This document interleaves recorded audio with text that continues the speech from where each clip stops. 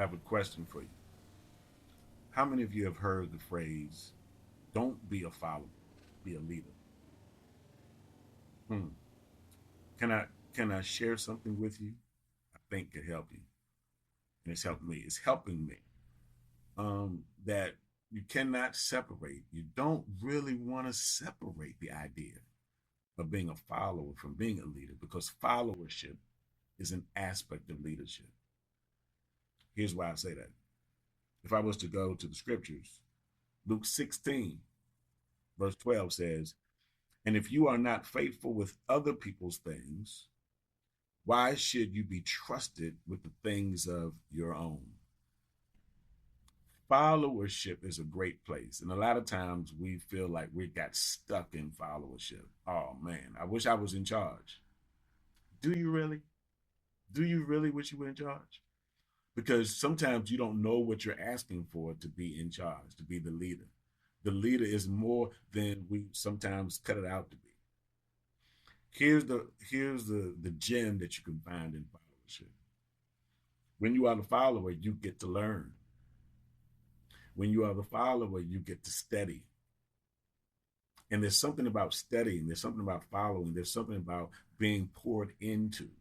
Now sometimes we have this really the pull and tug thing going where sometimes we're waiting for leaders to kind of pour into us. But are you a follower? Because it's difficult to pour into people who don't learn or don't teach, you can't be taught or can't listen, or if you're really a person who is a follower in name, but you're not really somebody's disciple. Let me help you out. If you're going to be a follower, and so that you can be the most dynamic leader you can be,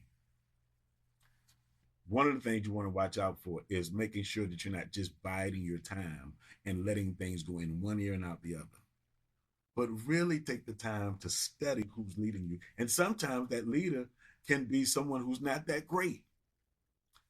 Sometimes you don't have access to the leaders you want access to, but access the leaders you have access to. I hope you hear that part right there. That part.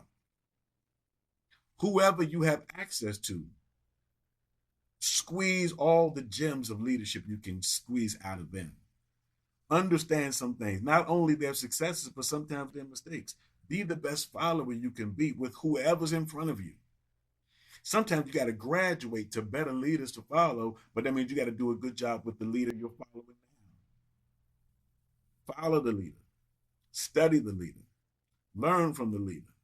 Because the more that you learn, that you can't make up for the fact that God didn't place you or life didn't put you in a position where you're following Mahatma Gandhi or you're following Dr. Martin Luther King.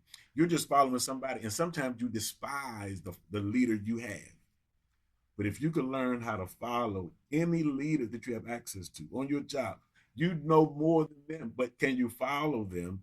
Because there's something you can glean from them. And just even if it's just the positional attitude that you begin to have, I'm telling you, learn to follow. Because it's in the dispositional aspects that you gain from following somebody, and also the heart in which you begin to display, that it position you for the best. And if you can be a good manager of that which you do in following somebody else, I'm telling you, it will open up doors for you. And there's something about doors that open for real followers, because it's not that you're just below being a leader, but it is just that you are allowing this season of life to work for you so that when you're ready to lead, you're ready to lead. Some people now have the opportunity to lead, but they're not ready to lead.